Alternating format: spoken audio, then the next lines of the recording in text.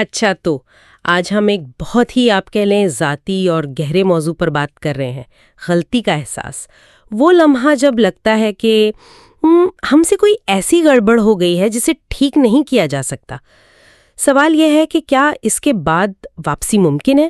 ہمارے پاس آج لامحدود واپسی خدائی معافی کو سمجھنا نامی ایک تحریر کے کچھ حصے ہیں جو قرآن کی ایک آیت سورہ البقرہ کی آیت 54 پر بات کرتی ہے۔ تو آج ہم یہی سمجھنے کی کوشش کریں گے کہ یہ قدیم الفاظ آج کے ذہنی دباؤ، گلٹ اور اس خوف سے کیسے جڑتے ہیں۔ تو آئیے اس پر بات کرتے ہیں۔ جی، اور یہ گفتگو ایک بہت ہی آپ کہہ لیں امید بھری جگہ سے شروع ہوتی ہے۔ وہ آیت جس کا آپ نے ذکر کیا، اس کا جو آخری حصہ ہے، فتابہ علیکم انہو هو التواب الرحیم، یعنی پھر اللہ نے تمہاری توبہ قبول کر لی، بے شک وہی ہے بڑا توبہ قبول کرنے والا، نہایت رحم کرنے والا۔ یہ آیت جیسا تحریر میں بھی ہے، یہ اس تصور کی بنیاد رکھتی ہے کہ معافی صرف ممکن نہیں بلکہ وہ خدا کی ایک بنیادی، ایک کور صفت ہے۔ یہ ایک وعدہ ہے اور یہی ہماری گفتگو کا مرکز۔ کہ غلطی کرنا وہ تو انسانی فطرت ہے، لیکن آج کی دنیا میں یہ احساس بہت زیادہ بڑھ گیا ہے، اور ہم صرف گناہ کی بات نہیں کر رہے۔ میں تو سوچ رہی ہوں اس شخص کے بارے میں جس نے دفتر میں پریزنٹیشن خراب کر دی، یا وہ والدین جنہیں لگتا ہے کہ وہ بچوں کو ٹھیک سے وقت نہیں دے پا رہے ہیں۔ یہ گلٹ کا احساس تو یہ ہر طرف ہے۔ ایسا لگتا ہے جیسے ہم سے ہر وقت پرفیکٹ ہونے کی امید کی جاتی ہے، اور ایک غلطی کا مطلب ہے گیم اوور۔ آپ نے بہت اہم نقطہ اٹھایا ہے۔ یہ تحریر اسی عالمگیر انسانی کیفیت کو، اسی کو مخاطب کرتی ہے۔ یہ صرف بڑے گناہوں کی بات نہیں بلکہ روزمرہ کی وہ چھوٹی چھوٹی ناکامیاں ہیں جو ہمارے ذہن پر بوجھ بن جاتی ہیں، اور یہی وہ لمحہ ہے جہاں انسان خود کو اکیلا اور نا امید محسوس کرتا ہے۔ تحریر اسی نفسیاتی کیفیت کو پکڑتی ہے، لیکن پھر فوراً آیت کا پہلا حصہ سامنے لاتی ہے، فتابہ علیکم، یعنی اس نے تمہاری توبہ قبول کر لی۔ اس جملے کی ترتیب بہت دلچسپ ہے۔ یہ نہیں کہا گیا کہ اگر تم توبہ کرو گے تو وہ قبول کرے گا، نہیں، یہ ایک اعلان کی طرح ہے، ایک حقیقت کی طرح کہ واپسی ہوئی اور وہ قبول کر لی گئی۔ یہ تو بہت طاقتور بات ہے، یعنی یہ انسان کے پہلا قدم اٹھانے سے بھی پہلے ایک یقین دہانی ہے کہ راستہ بند نہیں ہوا۔ لیکن یہ واپسی یا پلٹنا، یہ کبھی کبھی ایک بہت مبہم سا تصور لگتا ہے نا۔ جب کوئی شخص شرمندگی اور گلٹ میں ڈوبا ہو، اسے سمجھ نہیں آتا کہ پلٹنے کا مطلب کیا ہے، کہاں سے شروع کرے۔ بالکل، یہ ایک بہت عملی سوال ہے، اور یہیں پر تحریر ایک بہت جدید اور قابل فہم مثال استعمال کرتی ہے۔ ذرا سوچیں کہ آپ گوگل میپس استعمال کرتے ہوئے گاڑی چلا رہے ہیں، آپ کو ایک موڑ مڑنا تھا لیکن آپ سیدھا نکل گئے۔ چند لمحوں بعد آپ کو احساس ہوتا ہے کہ آپ غلط راستے پر ہیں۔ اب آپ کیا کریں گے؟ کیا آپ شرمندگی میں اسی غلط راستے پر چلتے رہیں گے کہ اب تو بہت دیر ہو گئی؟ نہیں، کوئی بھی سمجھدار شخص پہلی فرصت میں یو ٹرن لے گا۔ اچھا، تو توبہ یا واپسی کا عمل ایک یو ٹرن کی طرح ہے۔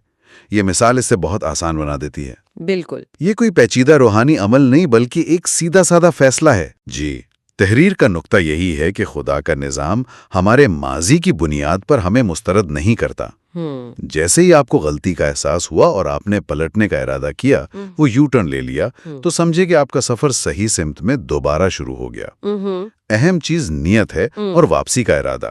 بالکل، اس مثال میں دلچسپ بات یہ ہے کہ جیسے ہی آپ نے یو ٹرن لیا، پچھلا غلط راستہ وہ غیر متعلقہ ہو جاتا ہے۔ بالکل بالکل، آپ کا فوکس اب آگے بھی منزل پر ہے، اس پر نہیں کہ آپ پیچھے کتنے میل غلط چلے گئے ہیں۔ یہ بات تو ذہنی بوجھ کو بہت ہلکا کر دیتی ہے، لیکن میرا ذہن یہاں ایک اور سوال اٹھاتا ہے۔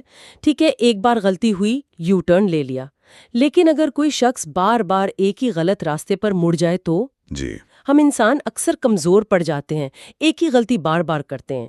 ہماری اپنی زندگی میں بھی ہم لوگوں کو ایک یا دو بار تو معاف کر دیتے ہیں، لیکن تیسری بار بس کر دیتے ہیں۔ ہاں، کہہ دیتے ہیں کہ بس اب بہت ہو گیا۔ تو کیا یہ اصول وہاں بھی لاگو ہوتا ہے؟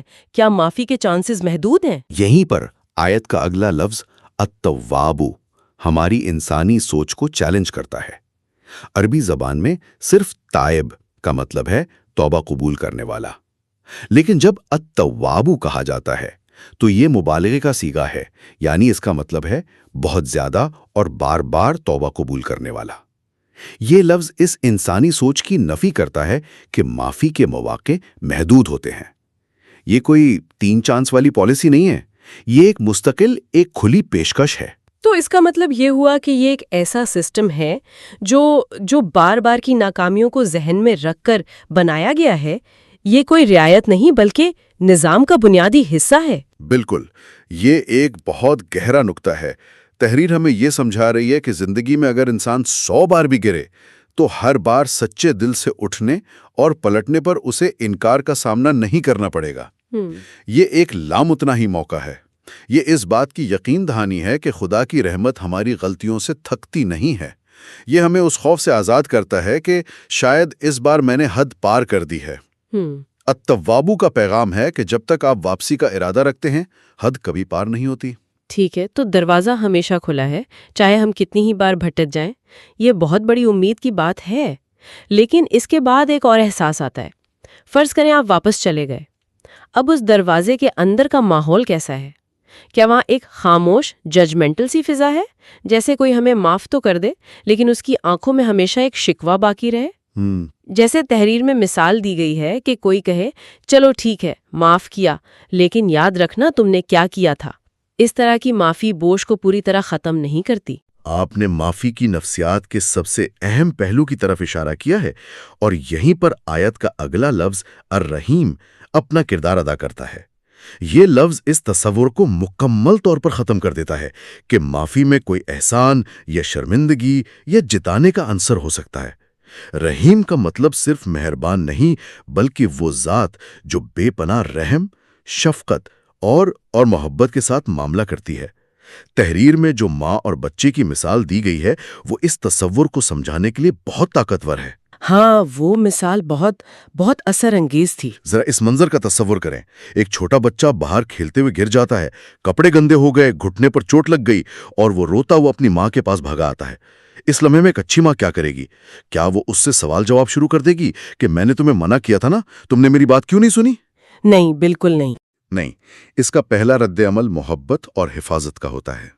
وہ پہلے اسے سینے سے لگاتی ہے، اس کے آنسو پونچھتی ہے، اس کی چوٹ پر مرہم لگاتی ہے، اسے تسلی دیتی ہے۔ حساب کتاب بعد میں ہوتا ہے، اگر ہوتا بھی ہے تو۔ پہلا رد عمل ہمیشہ رحم کا ہوتا ہے۔